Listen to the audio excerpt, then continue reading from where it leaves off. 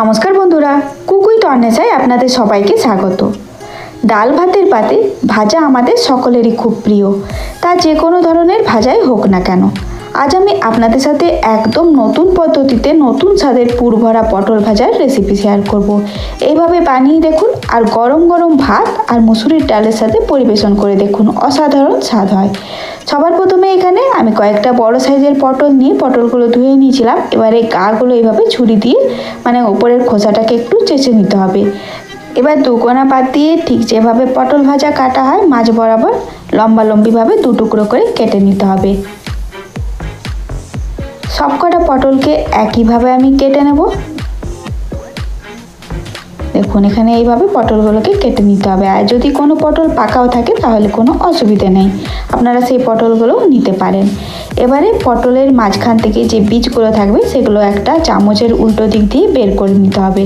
সবকটা পটল থেকে এইভাবে বীজটাকে বের করে নিতে হবে। এবারে এই বীজগুলো একটা মিক্সার জারের মধ্যে দিয়ে, আর কিছু দেওয়ার দরকার নেই, শুধুমাত্র পটলের বীজগুলোকে একটু বেটে নেব। বেটে নেওয়ার পর ওই পটলের বীজের সাথে আরও কিছু উপকরণ মিশিয়ে একটা পুর বানিয়ে নেব।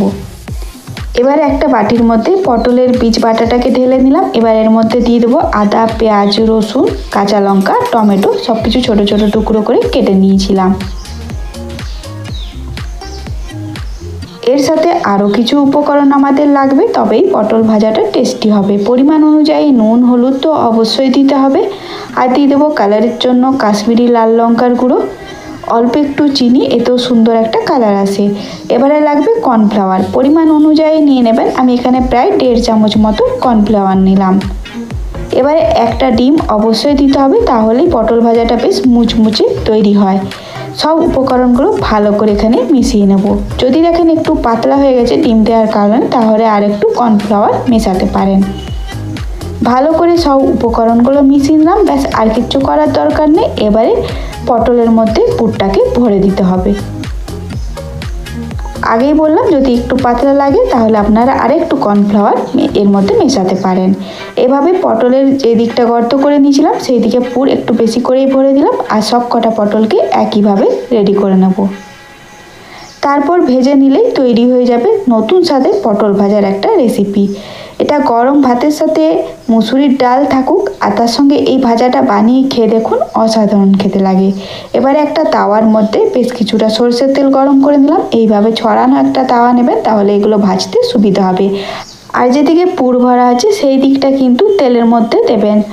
তারপরে উল্টে পাল্টে বেশ লাল লাল করে এখানে ভাজতে হবে। আর গ্যাসের ফ্লেমটা লো টু মিডিয়ামে রেখে এখানে পটলগুলোকে ভাজবেন। যেই দিকে তাপ বেশি পাবে সেই দিকে দেখবেন পটলগুলো আগেই লাল লাল হয়ে যাবে। অবশ্যই বারবার উল্টে পাল্টে এইভাবে ভেজে নিতে হবে। ওই কটা পটল ভাজা হতে থাকুক, আমি আরও কটা পটল, যেহেতু তাওয়াটা বড় সেই জন্য আমি ওই তাওয়ার মধ্যেই দিয়ে দিলাম। এইরকম একটা ফ্ল্যাট তাওয়া নেবেন, তাহলে ভালো করে এগুলো ভাজা যাবে। বা আপনারা কড়াইয়ের মধ্যেও এখানে পটল ভাজাগুলো ভেজে নিতে পারেন। দেখুন এই আগে যেই পটল ভাজাগুলো দিয়েছিলাম সেগুলো কিন্তু সুন্দর একটা কালার চলে এসেছে আর বেশ ভালো রকম ভাজা হয়ে গেছে। এবারে এগুলোকে তুলে নেব আর বাকি পটলগুলোকেও বেশ এইভাবেই লাল লাল করে ভেজে নেব। গরম গরম ভাতের সাথে পরিবেশন করুন, দেখবেন অসাধারণ খেতে লাগে। বা শুধু মুখেও এই পটল ভাজাটা খেতে বেশ ভালো লাগে। একদম নতুন স্বাদের একটা পুর ভরা পটল ভাজার রেসিপি, অবশ্যই আপনারা একবার হলেও বানিয়ে দেখুন। আমার মনে হয় এই রেসিপিটা খুব ভালো লাগবে। আর ডাল ভাতের সাথে শুধু পটল ভাজা নয়, এর সাথে আরও কিছু রান্নাও আমি করেছি। চলুন আজকে কি আছে থালিতে সেটাও আপনাদের দেখিয়ে দিই। পটল ভাজাগুলো একটা প্লেটের মধ্যে প্রথমে তুলে নিলাম। এবারে আমি গরম গরম ভাতও বেড়ে নিয়েছি। ভাতের সাথে লেবু, লঙ্কা, পেঁয়াজ আছে, আর ঢ্যাঁড়স ভাজা, পুর ভরা পটল ভাজা, আর এখানে তৈরি করেছি মুসুরির ডাল, সাথে বানিয়েছি ডিম কষা। একদম সাধারণ একটা ঘরোয়া রান্না, আর এরকম ছিমছাম খাবার খেতে আমাদের বেশ ভালোই লাগে।